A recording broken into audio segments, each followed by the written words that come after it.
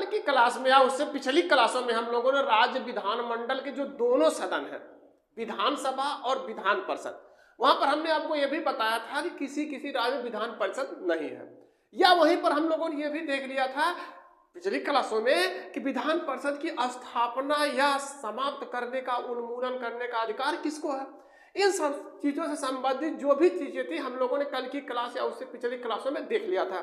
लेकिन हम लोगों ने वहीं पर एक चीज और देखा था कि राज्य विधानमंडल है, जो ये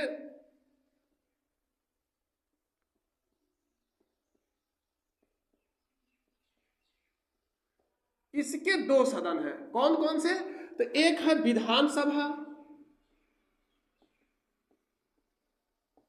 और दूसरा है विधान परिषद। ये जो दोनों सदन हैं, इसको तो हम लोगों ने अलग अलग देख लिया। विधानसभा से कहां से पेपर में प्रश्न बनते हैं या विधान परिषद से कहां से पेपर में प्रश्न बनते हैं, तो इन सब चीजों को देख लिया। लेकिन हम लोगों ने देखा कि इस विधानसभा और विधान परिषद से संबंधित कुछ अनुच्छेद ऐसे उल्लिखित हैं जो दोनों सदनों के लिए कॉमन रूप से वर्णन करते हैं। अर्थात अनुच्छेद 1, लेकिन उसमें जो भी व्याख्या की गई है उसमें वर्णन ये चीज का है कि विधान परिषद में क्या हो सकता है, विधानसभा में क्या हो सकता है, अर्थात राज्य विधानमंडल से संबंधित उसमें वर्णन किया गया है। और यहां से हम लोग देखते हैं कि आजकल पेपर में काफी प्रश्न निकलते हैं, क्योंकि राज्य विधानमंडल लगभग सभी पेपरों के सिलेबस में शामिल है। अगर सीधे सीधे विधानसभा या विधान परिषद नहीं उल्लिखित है तो भी राज्य विधानमंडल लगभग सभी पेपरों के सिलेबस में शामिल है। और यहाँ से आजकल काफी पेपर में प्रश्न निकलते हैं कि कुछ अनुच्छेद जो ऐसे हैं कि राज्य विधानमंडल का वर्णन करते हैं, अर्थात विधानसभा और विधान परिषद के लिए कॉमन रूप से लिखे गए हैं। तो आज की क्लास में हम लोग इन्हीं अनुच्छेदों पर विस्तृत चर्चा करेंगे। साथ में ये भी देखेंगे कि पिछले पेपरों में कहां से प्रश्न बने थे। तो चलिए आज की क्लास की हम शुरुआत करते हैं। तो सबसे पहले हम देखते हैं कौन से ऐसे अनुच्छेद हैं जो राज्य विधानमंडल के दोनों सदनों पर समान रूप से लागू होते हैं। तो सबसे पहले हम देखते हैं अनुच्छेद 191। इसमें क्या है? अनुच्छेद 191 में कहता है राज्य विधानमंडल के दोनों सदनों के सदस्य निर्वाचित होने के बाद भी अयोग्य घोषित किए जा सकते हैं। आप निर्वाचित हो जाइए, माननीय बन जाइए, लेकिन यदि आप जो सदन या व्यवस्था बनाने के लिए जो संविधान में उल्लिखित नियम और शर्तें हैं उसको यदि आप फॉलो नहीं करते हैं तो निर्वाचित होने के बाद भी आपको अयोग्य घोषित कर दिया जाएगा। यहां क्या कहता है कि राज्य विधानमंडल के दोनों सदनों के सदस्य, ये नहीं कि केवल विधानसभा या विधान परिषद, ना, राज्य विधानमंडल के जो दोनों सदन, चाहे वो विधानसभा हो या विधान परिषद हो, इन दोनों सदनों के सदस्य निर्वाचित होने के बाद भी अयोग्य घोषित किए जा सकते हैं। अयोग्य घोषित किए जा सकते हैं। अब यहां से एक चीज बनता है कि नियम और शर्तें कौन सी है, कैसे उनको अयोग्य घोषित किया जा सकता है। तो हमने आपको बताया था जब राष्ट्रपति, उपराष्ट्रपति, हम यूं कह सकते हैं संघ से संबंधित जो क्लास चल रहे थे पिछले, तो हमने उसमें आपको बताया था कि संविधान के तहत कोई भी पद प्राप्त करने वाला व्यक्ति सबसे पहले किसी लाभ के पद पर नहीं होना चाहिए। जो संवैधानिक रूप से जो पद सृजित किए गए हैं उसकी पहली कंडीशन क्या है कि यदि आप किसी भी लाभ के पद पर हैं तो आप संवैधानिक पद को सुशोभित नहीं कर सकते। तो सबसे पहला यहाँ क्या है कि यदि आप राज्य विधानमंडल के किसी सदन के सदस्य हो गए और आप लाभ के पद पे हैं, चाहे वो भारत सरकार का मामला हो, भारत सरकार या राज्य सरकार में यदि आप लाभ के पद पर हैं तो आपको अयोग्य घोषित कर दिया जाएगा। हमने वहां पर आपको यह भी बताया था कि लाभ के पद की श्रेणी में कौन से पद नहीं आते हैं। राज्यपाल हो गए, राष्ट्रपति हो गए, उपराष्ट्रपति हो गए, ये सब पद जो है लाभ की पद की श्रेणी में नहीं आते हैं। यदि आपको राज्य विधानमंडल के किसी भी सदन का सदस्य होना है तो चाहे वो भारत सरकार हो या राज्य सरकार हो, आपको लाभ के पद पर नहीं रहना है। अगला क्या है, मान लीजिए आप निर्वाचित हो गए, माननीय बन गए, लेकिन कुछ समय के बाद आपकी मानसिक स्थिति खराब हो गई, तो भी आपको अयोग्य घोषित किया जा सकता है, क्योंकि पूरी शासन सत्ता चलाने का प्राविधान यहीं पर है, राज्य के लिए कानून बनाने का प्राविधान यहीं पर है, और आप मानसिक रूप से विकृत हो गए, मानसिक रूप से फेल हो गए, और आप राज्य के लिए कानून बना दे, कुछ ऐसा उल्टा पुल्टा हो जाए, तो आपको सबसे पहले यहां व्यवस्था बना दिया गया अनुच्छेद 191 में कि यदि आप मानसिक रूप से दुर्बल हो गए, मानसिक रूप से आप दुर्बल हो गए, अर्थात आप पागल हो गए, तो आपको अयोग्य घोषित कर दिया जाएगा। लेकिन ऐसे ही नहीं कि कोई 2 4 6 10 लोग खड़े हो गए और कहना शुरू कर दीजिए कि ये तो पागल हो गए, हमारे विधायक जी पागल हो गए, हमारे जो माननीय है ये पागल हो गए हैं, इन्हें अयोग्य घोषित किया जाए। हो सके आपको कोई रंजिश भी हो, या आपको कोई दुर्भावना से पीड़ित होकर ऐसी बात आप लोग कह रहे हैं, तो यहां पर यह कहा गया कि कोई सक्षम न्यायालय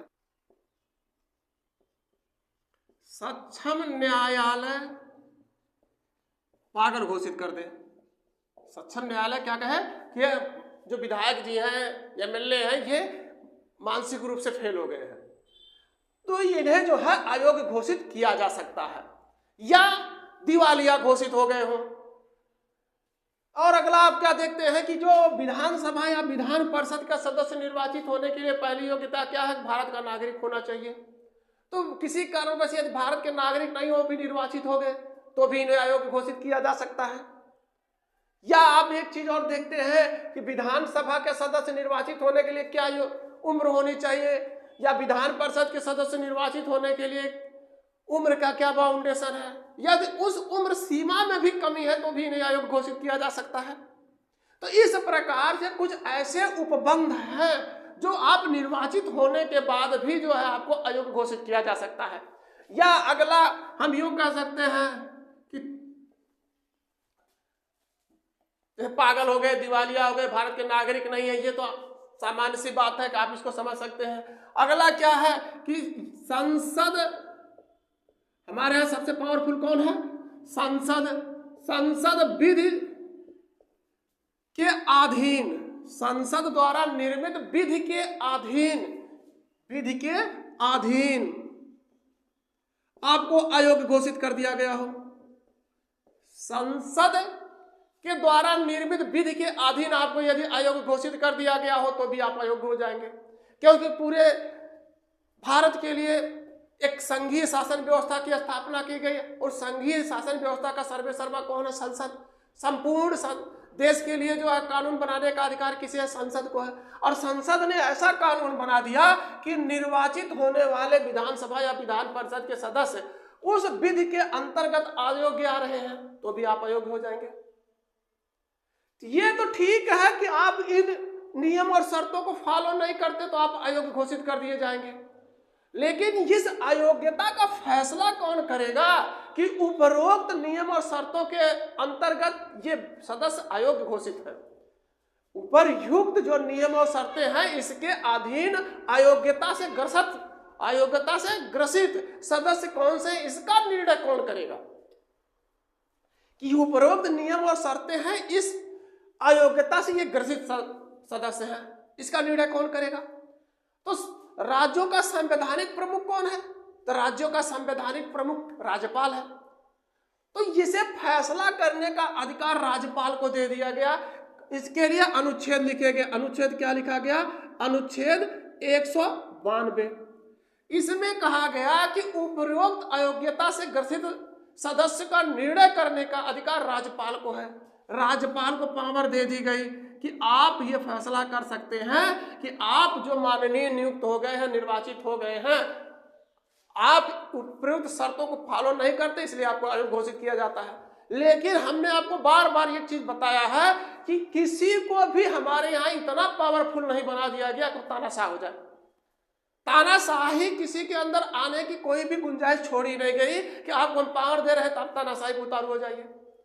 जैसे आपके घर का कोई भी अभिभावक है, यदि सब पूरे परिवार से सामंजस्य बैठा के नहीं चलेगा तो तानाशाही उतारू है कि किसी की बात सुनने के लिए तैयार नहीं है, केवल अपनी मनमर्जी चला रहा है। भाई तानाशाही कर रहा है। तो हमारे यहाँ राज्यपाल को निर्णय दे दिया गया कि भाई आप निर्णय कर सकते हैं, विधानसभा या विधान परिषद के जो सदस्य निर्वाचित हुए हैं उपर्युक्त नियम और शर्तों को ना फॉलो करने के कारण अयोग्य घोषित किए जाते हैं। ठीक है, आपको दे दिया गया, लेकिन आपको भी बांध दिया गया कि मामला निर्वाचन से संबंधित है, तो आपको कोई भी निर्णय लेना होगा तो निर्वाचन आयोग से परामर्श लेना होगा। तो राज्यपाल उपर्युक्त नियम और शर्तों को ना फॉलो करने के कारण जो सदस्य अयोग्य घोषित होते हैं उनके संबंध में निर्णय सुनाने से पहले राज्यपाल क्या करेगा, निर्वाचन आयोग से परामर्श लेगा। निर्वाचन आयोग के परामर्श से राज्यपाल उपर्युक्त नियम और शर्तों को ना फॉलो करने वाले सदस्यों को अयोग्य घोषित कर सकता है। और राज्यपाल ने इस निर्णय से संबंधित फैसला ले लिया, राज्यपाल ने निर्णय कर दिया कि आप अयोग्य हैं, तो आप किसी भी कोर्ट में इसको चुनौती नहीं दे सकते। राज्यपाल का निर्णय अंतिम होगा और उसे कोर्ट में चुनौती नहीं दी जा सकती। इसके अलावा भी कुछ ऐसे नियम और शर्तें हैं जिसके कारण जो राज्य विधानमंडल के दोनों सदनों के सदस्य निर्वाचित होने के बाद भी उनका स्थान रिक्त हो जाएगा। उसके लिए अनुच्छेद लिखे गए, अनुच्छेद 190। अनुच्छेद 190 में क्या है, राज्य विधानमंडल के दोनों सदन के सदस्य, दोनों सदनों के सदस्य का स्थान निम्न बातों को लेकर रिक्त हो जाएगा। क्या है, चाहे वो विधानसभा के सदस्य हो, विधानसभा के सदस्य हो या विधान परिषद के सदस्य हैं, विधान परिषद के सदस्य हैं, इनका स्थान जो है कुछ बातों को लेकर रिक्त हो सकता है, रिक्त हो सकता है। वो बातें कौन कौन सी हैं? तो सबसे पहला क्या है कि हम देखते हैं कि विधानसभा और विधान परिषद किसके अंग है, तो राज्य विधानमंडल के दोनों अंग है, तो राज्य विधानमंडल के अंग है भाई, ठीक है। अब कोई व्यक्ति ऐसा है कि जो राज्य विधानमंडल के दोनों सदनों का सदस्य निर्वाचित हो जाता है, विधानसभा और विधान परिषद दोनों सदनों का सदस्य निर्वाचित हो जाता है। अब दोनों सदनों में तो उपस्थित नहीं हो सकता। अब ऐसा है कि कार्रवाई मान लीजिए विधानसभा में भी चल रही है और विधान परिषद में भी चल रही है, तो आप ये एक पांव तो उस विधानसभा में तो रखेंगे नहीं, एक पांव विधान परिषद में तो रखेंगे नहीं। इसलिए व्यवस्था बनाई गई कि कोई भी व्यक्ति होगा तो केवल एक जगह से आप सदस्य निर्वाचित हो सकते हैं, चाहे वो विधानसभा से या विधान परिषद से। यदि आप राज्य विधानमंडल के दोनों सदनों से सदस्य निर्वाचित होते हैं तो एक नियत अवधि के पूर्व, क्या कर रहा है, नियत अवधि के पूर्व आपको त्याग पत्र देना पड़ेगा एक स्थान से, चाहे आप विधानसभा से दे दीजिए चाहे विधान परिषद से दे दीजिए। एक नियत अवधि के पूर्व आपको त्याग पत्र देना पड़ेगा। अब यहां से एक चीज और फॉलो बन सकता है, समस्या बन सकती है कि विधानसभा और विधान परिषद दो सदन है। अगर हम केवल विधानमंडल की एक सदन, जैसे विधानसभा लगभग सभी राज्यों में है, तो हम केवल विधानसभा के अगर सदस्य निर्वाचित हो जाए और दो राज्यों से निर्वाचित हो जाए तो हमारा क्या हो सकता है। जैसे मान लीजिए मध्य प्रदेश से हम निर्वाचित हो गए और उत्तर प्रदेश से निर्वाचित हो गए। अब मध्य प्रदेश विधानसभा की कार्रवाई दूसरे समय चल रही है और उत्तर प्रदेश में विधानसभा की कार्रवाई दूसरे समय पर चल रही है, तो क्या हम दोनों जगहों पर विधानसभा की कार्रवाई में भागीदारी ले सकते हैं? तो नहीं। अगर आप ऐसा करते हैं, मान लीजिए इलेक्शन दूसरे समय पर हुआ है, जैसे अप्रैल में वहां पर हुआ तो जून में जाके उत्तर प्रदेश में हुआ, आप दोनों जगह पर निर्वाचित होंगे, जनता ने आपको निर्वाचित भी कर दिया, तो संविधान निर्माणकर्ताओं ने कहा कि ये तो भाई खतरा पैदा कर देंगे कि वहां भी अपने मन मर्जी के हिसाब से कानून बना लेंगे और यहां भी अपने हिसाब से कानून बना लेंगे, तो समस्या खड़ी हो जाएगी। तो इसके लिए कहा कि आप राज्य विधानमंडल के एक सदन के सदस्य हो सकते हैं, और यदि आप किसी भी कारणवश दो राज्यों के विधानमंडल के सदस्य निर्वाचित हो जाते हैं, दो राज्यों के विधानमंडल के सदस्य निर्वाचित हो जाते हैं, तो आपको एक राज्य के विधानमंडल के सदस्य से इस्तीफा देना अनिवार्य है। यदि आप किसी कारणवश इस्तीफा देने में आनाकानी कर रहे हैं, आप इस्तीफा नहीं देना चाह रहे हैं, आप ये सोच रहे हैं कि चलिए हमारा जब तक चल रहा ठीक ठाक है, हम ऐसे चलाते रहेंगे, तो आप अपने लिए खतरा मोल ले रहे हैं। क्या कहा जाएगा? तो आपको अगर इस्तीफा नहीं देना है तो आप खतरा मोल लेने के लिए भी तैयार रहिए। खतरा क्या हो सकता है? आपको दोनों राज्यों के विधानमंडल के सदस्य से आपका पद रिक्त घोषित कर दिया जाएगा।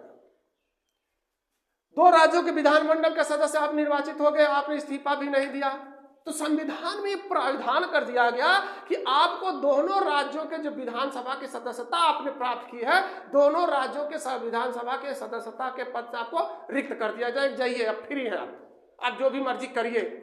आप अपनी मर्जी कर रहे हैं तो संविधान ने हमें अधिकार दिया है कि आपको कहीं का भी हम नहीं छोड़ेंगे, अब जाइए घूमिए मजा करिए। तो यह प्राविधान किया गया है कि राज्य विधानमंडल में आप एक राज्य में ही, चाहे विधानसभा या विधान परिषद, दोनों का नहीं, आप विधानसभा के सदस्य हो सकते हैं या तो विधान परिषद के सदस्य हो सकते हैं। आप दो राज्यों में विधानमंडल के सदन नहीं हो सकते, विधानमंडल के किसी सदन का सदस्य नहीं हो सकते।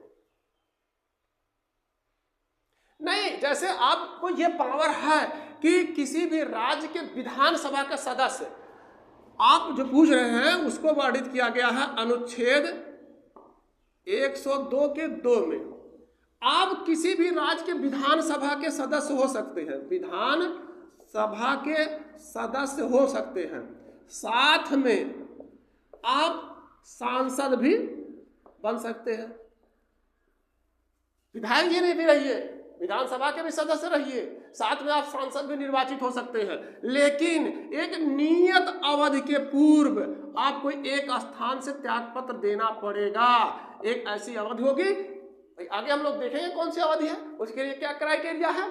तो यह कि नियत अवधि के पूर्व आपको त्यागपत्र देना अनिवार्य है। यदि आप त्यागपत्र नहीं देते हैं तो आप संविधान के हिसाब से दंडित किए जाएंगे, ठीक है। और यदि आप लगातार 60 दिन तक सदन की कार्रवाई से अनुपस्थित रहते हैं, सदन की कार्रवाई चल रही है और आप अनुपस्थित हैं, तो भी आपकी सदस्यता जा सकती है। उसके लिए लिखा गया है अनुच्छेद 190 का 4, 190 का 4th क्लास। इसमें क्या है? कोई भी सदस्य सदन की अनुमति के बिना, कोई भी सदस्य सदन की अनुमति के बिना, अनुमति है तो ठीक है भाई, सबको कार्य हो सकते हैं। आप इसको यूं भी समझ सकते हैं कि जब आप स्कूल या कॉलेज में पढ़ते थे तो आपको छुट्टी चाहिए या कोई समस्या होती थी तो आपको एप्लीकेशन लिखना पड़ता था अपने क्लास टीचर के नाम, प्रधानाचार्य के नाम। अब यहाँ स्कूल भी एक संस्था और ये सदन भी एक संस्था है। यदि आप स्कूल में भी न किसी अनुमति के आप गायब होते थे तो आपके ऊपर दंड लगता था, जो भी दंड होते थे उस व्यवस्था के हिसाब से।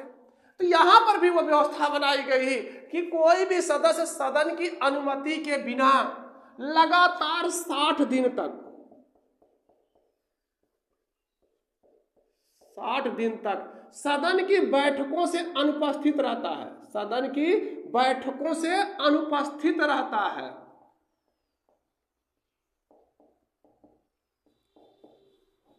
यदि कोई सदस्य सदन की अनुमति के बिना भी लगातार 60 दिन तक सदन की बैठकों से अनुपस्थित रहता है तो अभी उसका स्थान क्या किया जाएगा? रिक्त घोषित कर दिया जाएगा। उस सदस्य का स्थान रिक्त घोषित कर दिया जाएगा। जाइए, आपकी मर्जी नहीं है आने का, आपकी मर्जी नहीं है सदन में बैठने की, तो आप जाइए मजा करिए। फिर आप कुर्सी लेके क्यों बैठे हुए? हम माननीय हम विधायक हैं, आपकी छुट्टी की जाती है, आप मजा ही मजा करिए, पूरे लाइफ में मजा करिए। फिर से आपको जो है सदन की कार्रवाई में भाग लेने का अधिकार नहीं दिया जाता। लेकिन यह कार्रवाई जो 60 दिन की गिनती, यहां से पेपर प्रश्न पूछता है कि ये 60 दिन की जो काउंटिंग चलती है ये कैसे गिनी जाती है। जैसे मान लीजिए सदन की कार्रवाई 1 तारीख को प्रारंभ हो गई और ये चली 15 तारीख तक, उसके बाद ये 15 तारीख से 25 तारीख तक छुट्टी हो गई। भाई बैठक नहीं चल रही है, क्या हुआ? बैठक नहीं चल रही है। अब बैठक नहीं चल रही है और ऐसे करते करते ये क्या चल रहा है, 1 तारीख से शुरू हुआ और 1 महीना चला, दूसरे महीने के लास्ट तक, यानी लगातार 60 दिन तक जो है सदन की कार्रवाई चली। लेकिन बीच बीच में जो ये छुट्टी चल रही है ये भी काउंटिंग की जाएगी 60 दिन में या नहीं काउंटिंग की जाएगी। तो आप यहां ध्यान रखिएगा कि जिस दिन बैठक होगी उसी को ही काउंट किया जाता है, गिनती उसी की जाती है। अगर लगातार 4 दिन 5 दिन तक छुट्टी हो गई तो वो सदन की कार्रवाई में अगर बैठकों में नहीं जोड़ा जाएगा। भाई आप कितने दिन के लिए छुट्टी करते थे?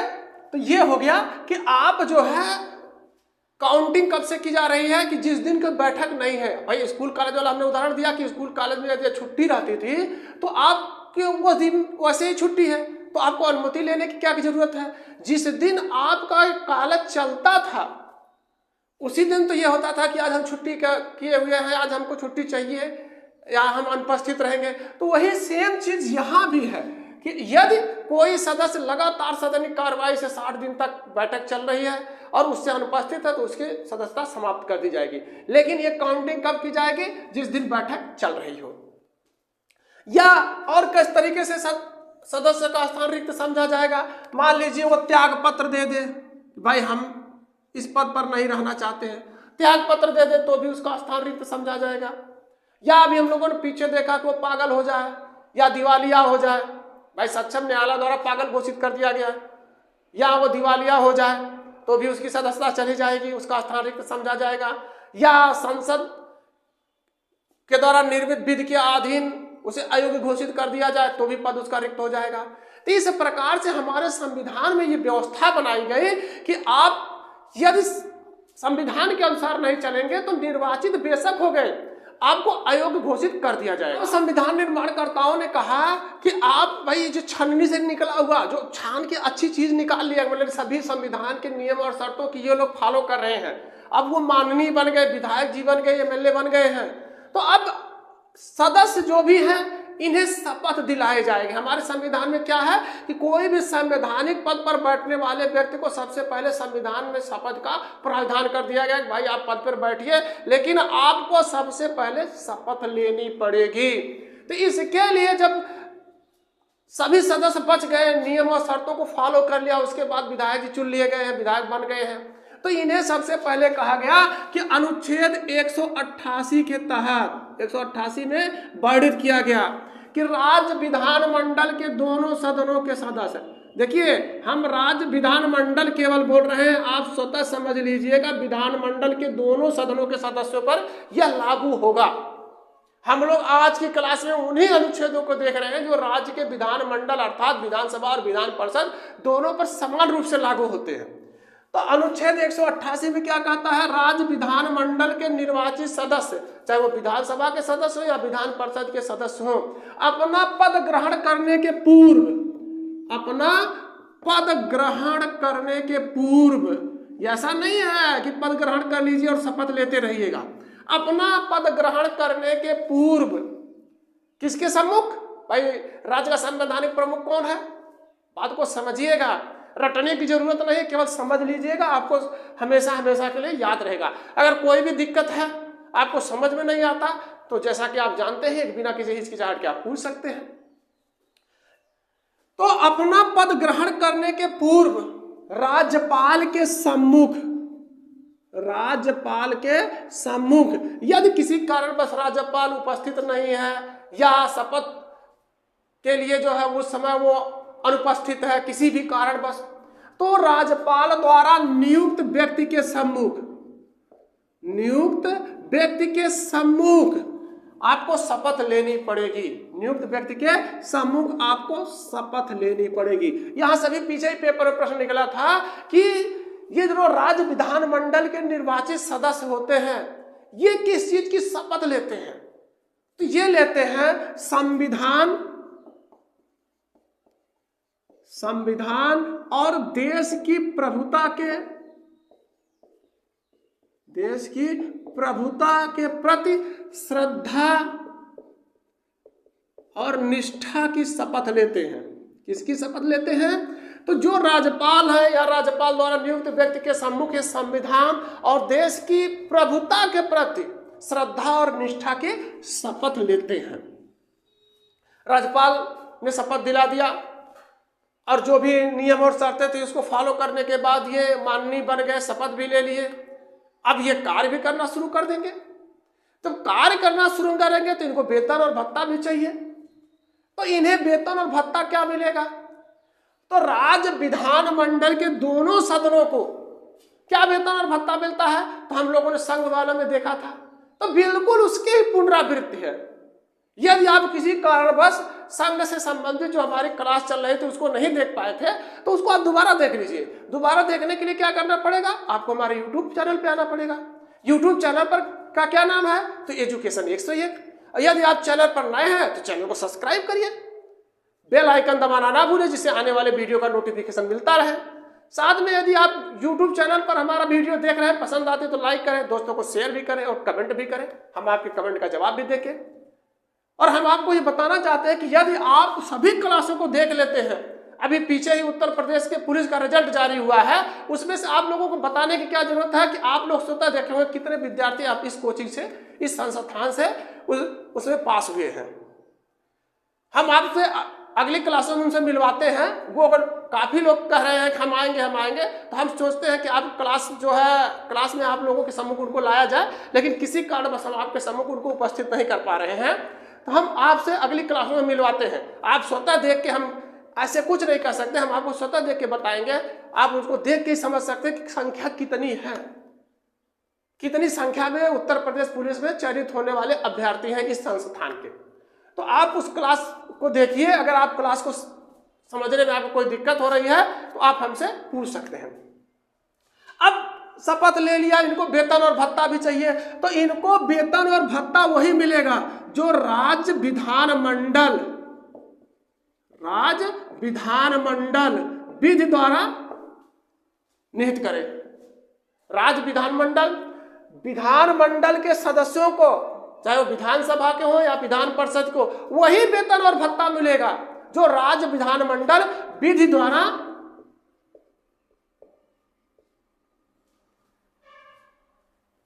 कहे कि आपको यही वेतन और भत्ता मिलेगा। वेतन और भत्ता यही मिलेगा। यहां से पेपर में प्रश्न बनता है कि जो राज्य विधानमंडल के सदस्य हैं, इनको राज्य विधानमंडल ने विधि के द्वारा स्पष्ट कर दिया कि आपको यही वेतन और भत्ता मिलेगा, इनको वही लेना पड़ेगा। तो क्या इन्हें पेंशन भी मिलती है? बिल्कुल, इन्हें पेंशन भी मिलती है। राज्य विधानमंडल के सदस्यों को पेंशन भी मिलती है। अभी पिछले पेपर में पूछा था कि यह पेंशन व्यवस्था कब से लागू है, तो यह पेंशन व्यवस्था 1977 ईस्वी से लागू है। राज्य विधानमंडल के सदस्यों को जो वेतन के साथ बाद में जो पेंशन मिलती है, कब से लागू है? तो 1977 ईस्वी से ये लागू है। शपथ भी दिला के दी गई और इनके वेतन भत्ते का भी निर्धारण कर दिया गया। भाई कोई कार्य करेंगे तभी तो इनको वेतन और भत्ता दिया जाएगा। तो कार्य क्या करते हैं? तो कहा गया कि प्रत्येक वर्ष विधानमंडल के दोनों सदनों के कम से कम 2 अधिवेशन होना अनिवार्य है। कितने अधिवेशन? राज्य विधानमंडल के दोनों सदनों का कम से कम 2 अधिवेशन, कम से कम 2 अधिवेशन होना अनिवार्य है। ये तो होना ही चाहिए प्रत्येक वर्ष। साथ में ये भी देखिएगा कि प्रत्येक वर्ष इस राज्य विधानमंडल के दोनों सदनों के कम से कम 2 अधिवेशन होने अनिवार्य है। अब ये 2 अधिवेशन होने अनिवार्य है, तो ऐसा भी नहीं कि मान लीजिए 1 जनवरी में हो गया, 1 जनवरी में हो गया और अगला ले चल के मार्च में कर दीजिए और उसके कह दीजिए कि हम जो है 2 कार्रवाई कर दिए, 2 अधिवेशन कर दिए। तो इसके लिए बकायदा अनुच्छेद लिखा गया, अनुच्छेद 174, और इसमें कहा गया कि जो राज्य विधानमंडल के दोनों सदन, विधानसभा या विधान परिषद, इनके जो अधिवेशन होंगे, जैसे इनके प्रथम अधिवेशन की तिथि से, प्रथम बैठक की अंतिम तिथि और दूसरे अधिवेशन की, भाई 2 अधिवेशन होने चाहिए, तो दूसरे अधिवेशन की प्रथम बैठक, जो दूसरे अधिवेशन की बैठक की प्रथम तिथि से, बैठक की प्रथम तिथि से, ध्यान दीजिएगा, प्रथम तिथि, ये क्या कर रहा है? प्रथम बैठक की अंतिम तिथि, जैसे मान लीजिए, इसको ऐसे भी समझ सकते हैं कि मान लीजिए 1 तारीख से बैठक चालू हो गई और ये चली 15 तारीख तक, उसके बाद पुनः दूसरी बैठक चलना शुरू हो गई।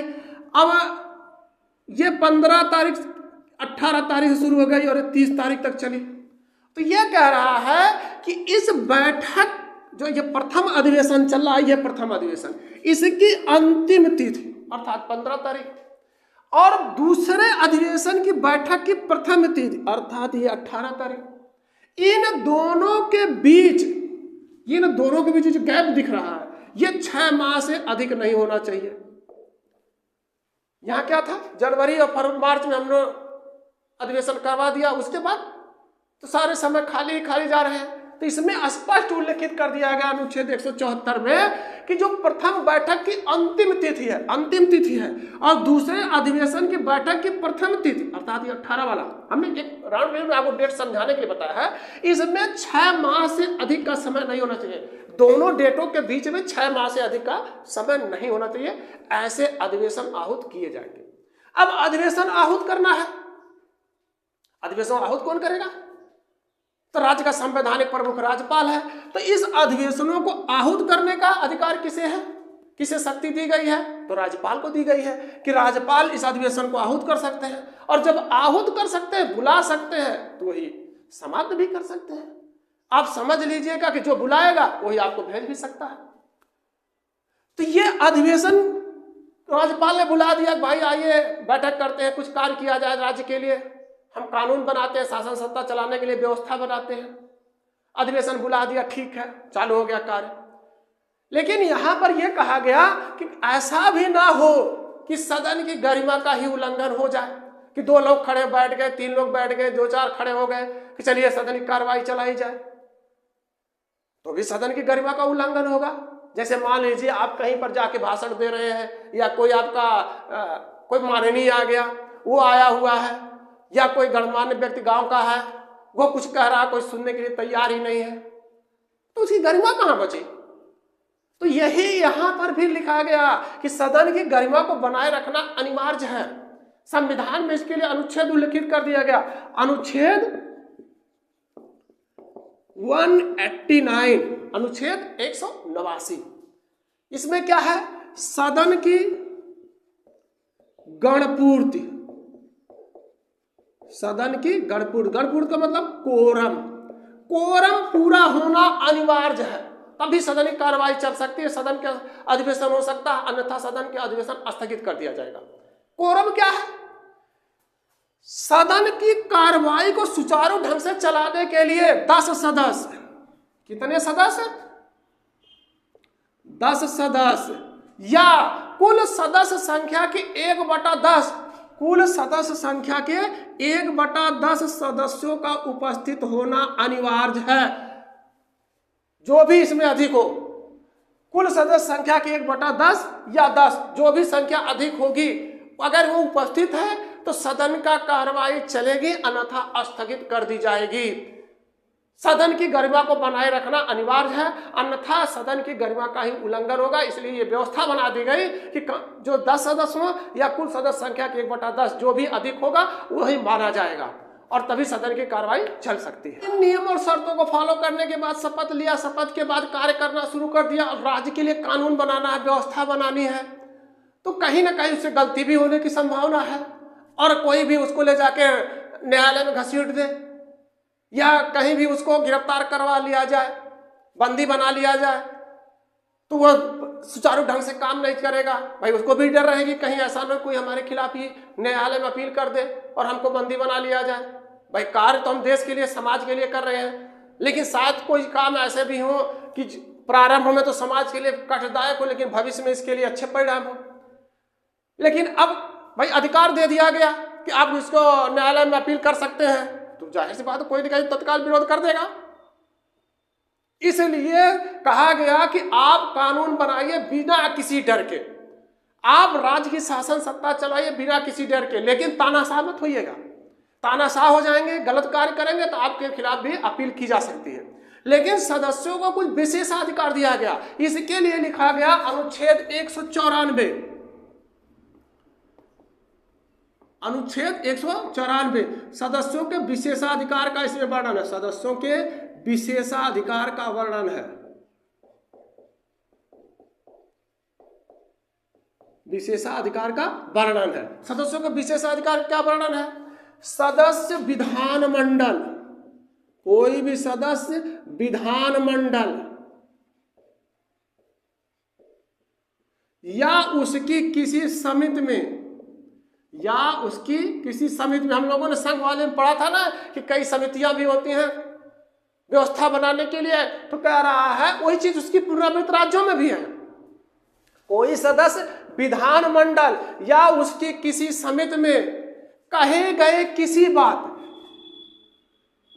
भाई सदस्य जो होगा विधानमंडल या उसकी किसी समिति में, उसके द्वारा कहे गए किसी बात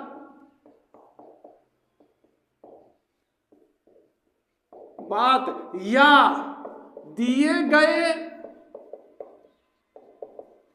कहे गए किसी बात पर या दिए गए मत पर न्यायालय में जो है विचार नहीं किया जाएगा। न्यायालय उस पर कोई कार्रवाई नहीं कर सकता।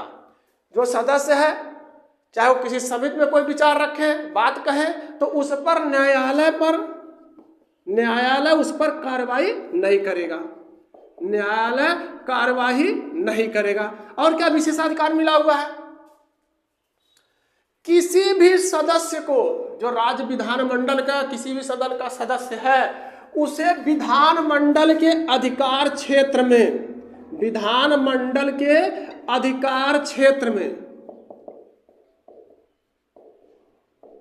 बिना अध्यक्ष या सभापति, अब समझ गए होंगे कि अध्यक्ष कहाँ होता है और सभापति कहाँ होता है। बिल्कुल, अध्यक्ष या सभापति की अनुमति के बिना बंदी नहीं बनाया जा सकता। विधानमंडल के अधिकार क्षेत्र में किसी भी सदस्य को बिना अध्यक्ष या सभापति के अनुमति के बिना बंदी नहीं बनाया जा सकता।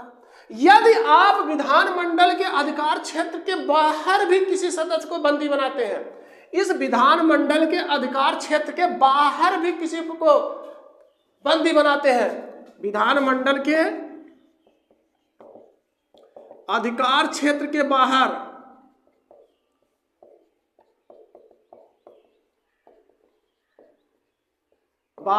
यदि बंदी बनाते हैं, तो इसकी तत्काल सूचना अध्यक्ष या सभापति को देना अनिवार्य है।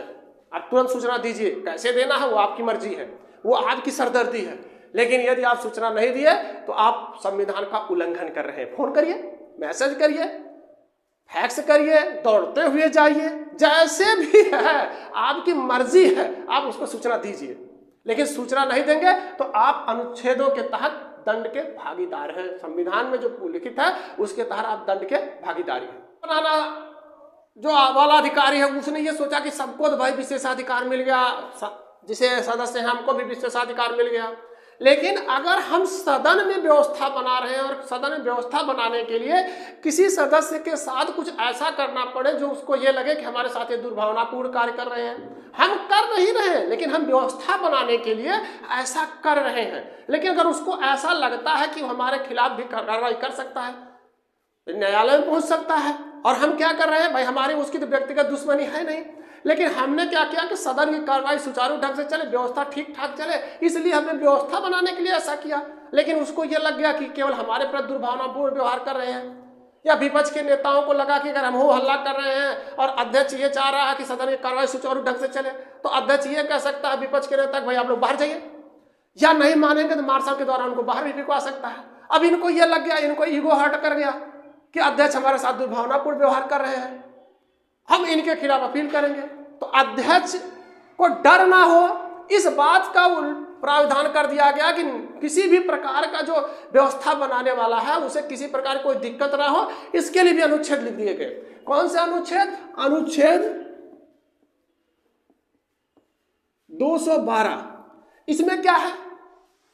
राज्य विधानमंडल का कोई अधिकारी हो, विधानमंडल का अधिकारी या सदस्य, अधिकारी हो या सदस्य,